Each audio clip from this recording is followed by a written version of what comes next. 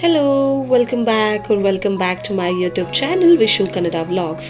ಇವತ್ತು ನಮ್ಮ ಅಕ್ಕ ಜಪಾನಿಂದ ಬಂದಾದಮೇಲೆ ಮಗು ರಿಯಾಕ್ಷನ್ ಮತ್ತು ನಾನು ಅವಳನ್ನ ಮೀಟ್ ಮಾಡೋಕ್ಕೆ ಹೋಗಿದ್ದೆ, ಆ ವ್ಲಾಗ್ನ ಹಾಕ್ತಾ ಇದ್ದೀನಿ. ನೀವು ಇಲ್ಲಿ ನೋಡ್ಬೋದು.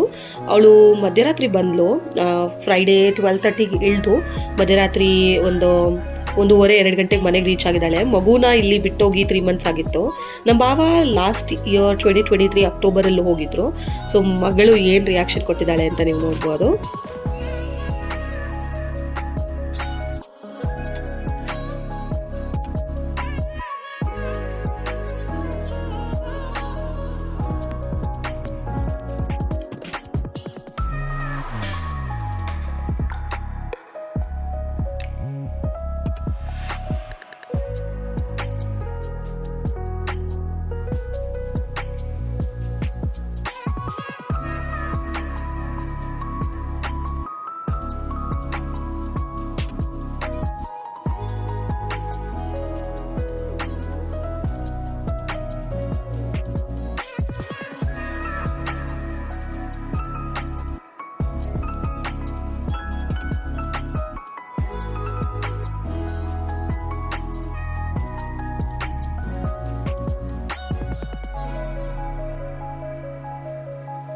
ಮಗಳು ಆ್ಯಕ್ಚುಲಿ ಅಪ್ಪ ಅಮ್ಮನ 1 ವರ್ಷದಿಂದ ಅವ್ರ ಡ್ಯಾಡಿನ ಮತ್ತು ಅಮ್ಮನ ಒಂದು 3 ಮಂತ್ಸಿಂದ ಏನಂತಾರೆ ವಿಡಿಯೋ ಕಾಲಲ್ಲಿ ನೋಡಿ ಸಡನ್ನಾಗಿ ನೋಡಿದ ತಕ್ಷಣ ಅವಳು ಶೇಕ್ ಆಗಿದ್ದಾಳೆ.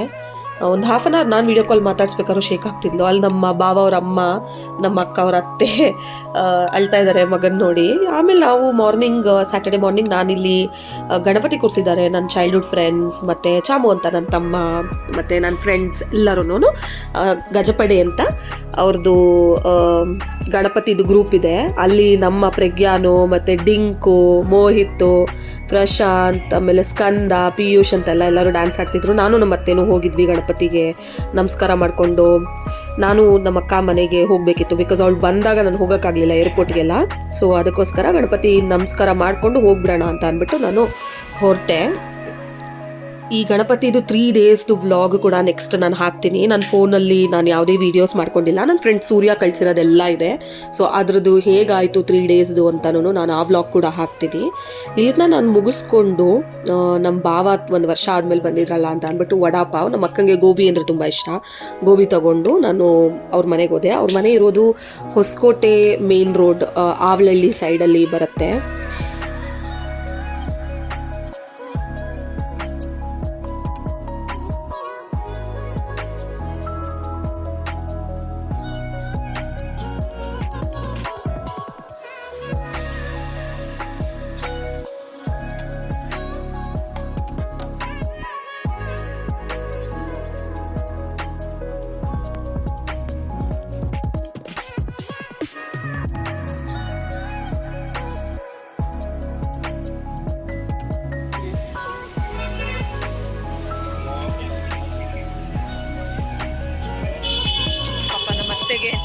ಹೊಟ್ಟೆ ಕೆಟ್ಬಿಟ್ಟಿದೆ,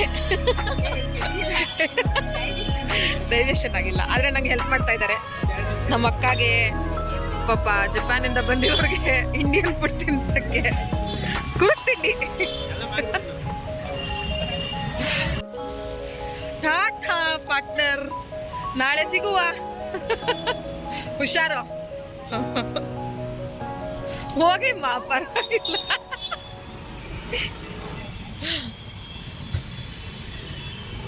ಗಣಪತಿ ದೇವಸ್ಥಾನದಿಂದ ಹೋಗ್ಬಿಡ್ರಿ.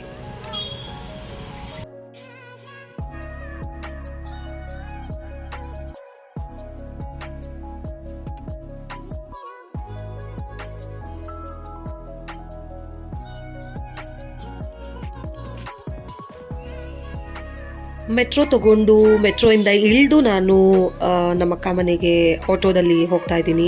ಸೊ ನಾನು ಹೋಗಾದ್ಮೇಲೆ ನಮ್ಮ ಅಕ್ಕ ಅಲ್ಲಿ ಇರಲಿಲ್ಲ, ಆ್ಯಕ್ಚುಲಿ ವೆಯ್ಟ್ ಮಾಡಬೇಕಾಗಿತ್ತು. ನೀವು ನೋಡ್ಬೋದು, ಒಂದು ಹಾಫ್ ಆನ್ ಅವರ್ವರೆಗೂ ವೆಯ್ಟ್ ಮಾಡಿದೆ. ನಾನು ಅವ್ರ ಮನೆಗೆ ಹೋದೆ, ಬಟ್ ಅವಳೇ ಇರಲಿಲ್ಲ. ಸೊ ವೆಯ್ಟ್ ಮಾಡಿದೆ ನಾನು. ಫಸ್ಟ್ ನಮ್ಮ ದೊಡ್ಡಮ್ಮ ರಿಯಾಕ್ಷನ್ ನೋಡಿ, ನಾನು ಬರಲ್ಲ ಅಂತ ಹೇಳ್ಬಿಟ್ಟು ಹೋಗಿದ್ದಕ್ಕೆ.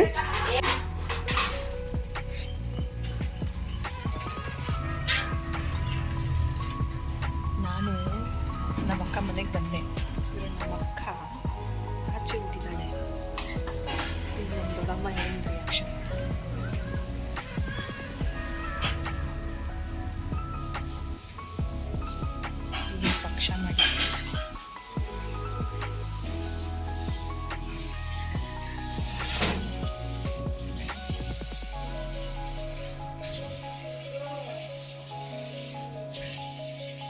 ದೀಪಕ್ಕ ಎಲ್ಲ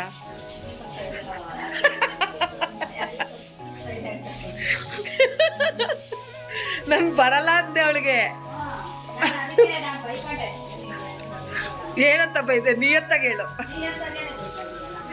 ಸೆನ್ಸಾರ್ ಆಗುವಂತ ವರ್ಡ್ಸ್ ನಾನು ಬೈಕಂಡ ವಿಡಿಯೋ ಮಾಡ್ತಾ ಇದ್ದೀನಿ.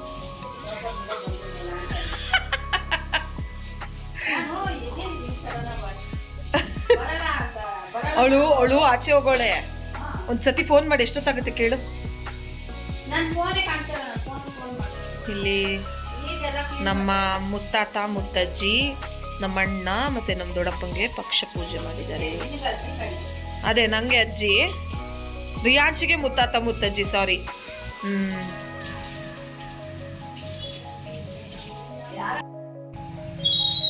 ಮಕ್ಕಳಿಗೆ ಫೋನ್ ಮಾಡಿದ್ವಿ, ಇಲ್ಲೇ ಮನೆ ಹತ್ರನೇ ಇದ್ದೀನಿ, ಒಂದು 5 ನಿಮಿಷ ಆಗುತ್ತೆ ಅಂತ.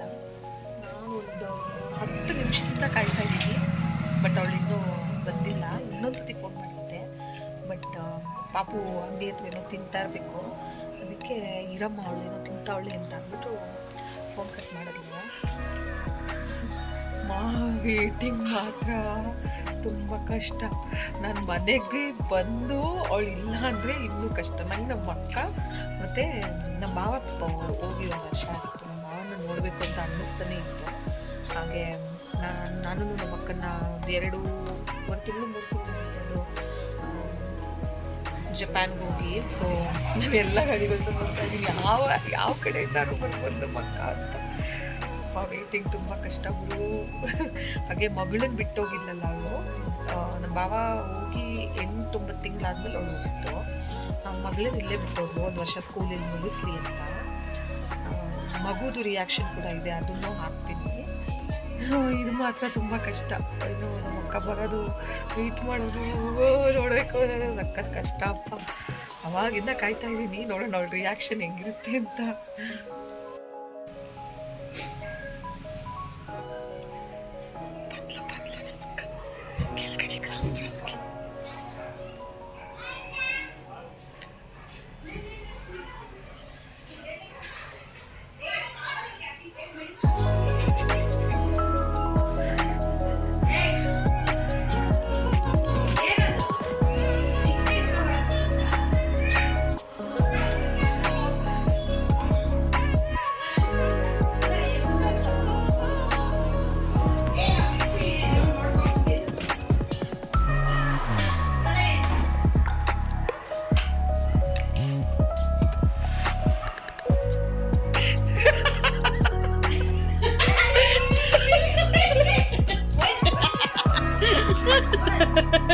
ये देख सरप्राइज कैसे दे रही. हेलो.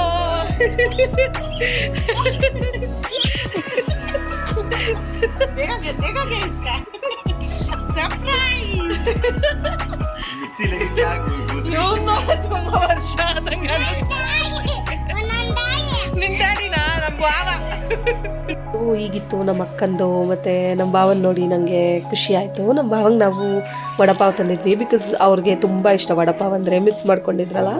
ಸೊ ಅದೊಂದು ರೆಕಾರ್ಡಿಂಗ್ ಮಾಡ್ಕೊಂಡಿದ್ವಿ. ಹಾಗೆ ಏನೇನು ತಂದಿದ್ರು ಅನ್ನೋದನ್ನು ನಾನು ಎಲ್ಲ ಜೋಡಿಸಿ ಮಾಡಿಕೊಂಡೆ ಒಂದು ವೀಡಿಯೋನ. ಬಿಕಾಸ್ ಅವ್ರು ಬಂದಿರೋದೊಂದು 14-15 ಡೇಸ್ ಹಂಗೆ. ಸೊ ಪುಣೆಗೆ ಹೋಗಬೇಕು, ಆಮೇಲೆ ಬೆಂಗಳೂರಲ್ಲಿ ಸ್ವಲ್ಪ ಜನನ ಮೀಟ್ ಆಗಬೇಕು, ಆ ಥರದ್ದೆಲ್ಲ ಅವ್ರದ್ದು ಪ್ಲ್ಯಾನ್ಸ್ ಇತ್ತು. ಸೊ ಅವರು ಅಲ್ಲಿಂದ ಏನೇನು ತಂದಿದ್ದಾರೆ ಅನ್ನೋದನ್ನು ನಾನು ಮಾಡ್ಕೊಳ್ಳೋಣ ಅಂತ ಒಂದು ಲೆವೆಲ್ಗೆ ಅರೇಂಜ್ ಮಾಡಿ ವಿಡಿಯೋಸ್ ಮಾಡಿಕೊಂಡೆ. ಬಿಕಾಸ್ ಎಲ್ಲ ಅನ್ಬಾಕ್ಸಿಂಗ್ ಮಾಡೋಣ ಅಂದ್ಕೊಂಡೆ, ಯಾರ್ಯಾರಿಗೆ ಏನೇನು ತಂದಿದ್ದಾಳೆ ಅಂತ ಹೇಳಿಬಿಟ್ಟು. ಬಟ್ ಅಷ್ಟೆಲ್ಲ ಟೈಮ್ ಸಾಲಲ್ಲ ಅಂತ ಅಂದ್ಬಿಟ್ಟು, ಏನಕ್ಕೆ ಸಾಲಲ್ಲ ಅಂದರೆ ಅವ್ರು ಬಂದಿರೋದು ಒಂದು 15-18 ಡೇಸ್ ಅಷ್ಟೇ, ತಿರ್ಗಾ ಜಪಾನ್ಗೆ ವಾಪಸ್ ಹೋಗ್ತಾರೆ.